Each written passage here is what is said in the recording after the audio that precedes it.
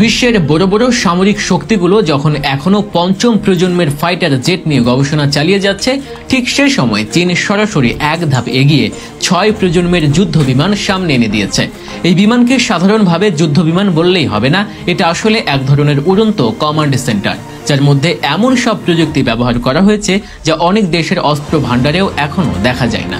সবচেয়ে গুরুত্বপূর্ণ ব্যাপার হলো এই ফাইটার জেট পুরোপুরি এআই নির্ভর, অর্থাৎ পাইলট না থাকলেও এই বিমান নিজে উঠতে পারে, রাডারকে ফাঁকি দিতে পারে, টার্গেট শনাক্ত করে আক্রমণও করতে পারে, এমনকি আকাশে থাকা অন্য ড্রোন বা ফ্লাইং সিস্টেমকে নিয়ন্ত্রণ করতে পারে। এর ফলে যে কোনো মুহূর্তে এটি শুধু নিজের কাজ নয়, চারপাশের অস্ত্র ব্যবস্থাকেও কমান্ড করতে সক্ষম। এই ৬ প্রজন্মের জেটের স্পিড হাইপারসনিক পর্যায়ে চলে গেছে, যা তাকে পৃথিবীর অনেক উন্নত প্রতিরক্ষা ব্যবস্থা চোখের সামনে থেকেও অদৃশ্য করে ফেলে।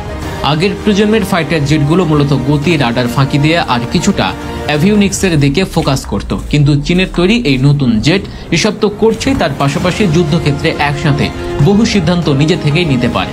এটি এক ধরনের এআই কমান্ড প্ল্যাটফর্ম, যা কৃত্রিম বুদ্ধিমত্তা ব্যবহার করে প্রতিটি পরিস্থিতির আলাদা বিশ্লেষণ করে তাতে সাড়া দেয়।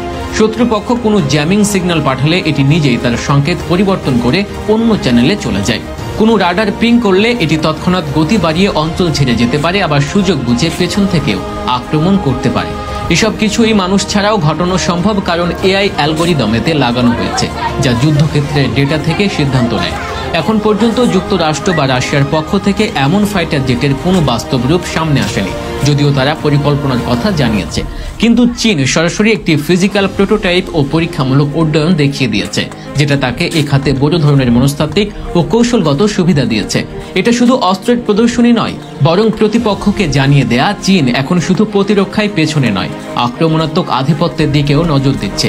এই ৬ প্রজন্মের জেটের সবচেয়ে আলোচিত বৈশিষ্ট্য হলো ড্রোন কমান্ড হাব হিসেবে কাজ করার ক্ষমতা, অর্থাৎ আকাশে যে কোনো সময় এর সঙ্গে যুক্ত করা যায় ছোট ড্রোন স্কোয়াড, যেগুলো এটি একসাথে নিয়ন্ত্রণ করতে পারে। এদিকে একদিকে যেমন প্রধান বিমানের নিরাপত্তা বাড়ে, অন্যদিকে বহু ফ্রন্টে একসাথে আক্রমণ চালাতে সহজ হয়। শত্রুরা যদি কয়েকটি বিমানের উপস্থিতি দেখেও থাকে, তখন তারা বুঝতেও পারবে না কোনটি আসল যুদ্ধ বিমান আর কোনটি কৃত্রিম চালিত ড্রোন। এই বিভ্রান্তির সুযোগে চীন বড় ধরনের সামরিক সাফল্য পাওয়ার আশা করছে। চীনের এই প্রযুক্তি শুধু সামরিক ব্যবস্থার মধ্যে সীমাবদ্ধ নয়, এটি বাণিজ্যিক অ্যাভিয়েশন, মহাকাশ গবেষণা, এমনকি স্যাটেলাইট কন্ট্রোলেও প্রয়োগ করা শুরু হয়েছে। কারণ এই প্ল্যাটফর্মে ব্যবহৃত সফটওয়্যার এবং এআই ইঞ্জিনগুলো শুধু যুদ্ধের জন্য না, বরং যে কোনো জটিল পরিস্থিতিতে স্বয়ংক্রিয় সিদ্ধান্ত নেওয়ার জন্য ডিজাইন করা হয়েছে। এতে চীন এক ধাক্কায় পুরো প্রযুক্তি জগৎকে নাড়িয়ে দিয়েছে, এবং এই বিমান সামনে নিয়ে এসে চীন একরকম বুঝিয়ে দিয়েছে যে তারা এখন শুধু প্রতিরক্ষা নির্মাতা নয়, তারা ভবিষ্যতের যুদ্ধের নিয়ম তৈরি করছে।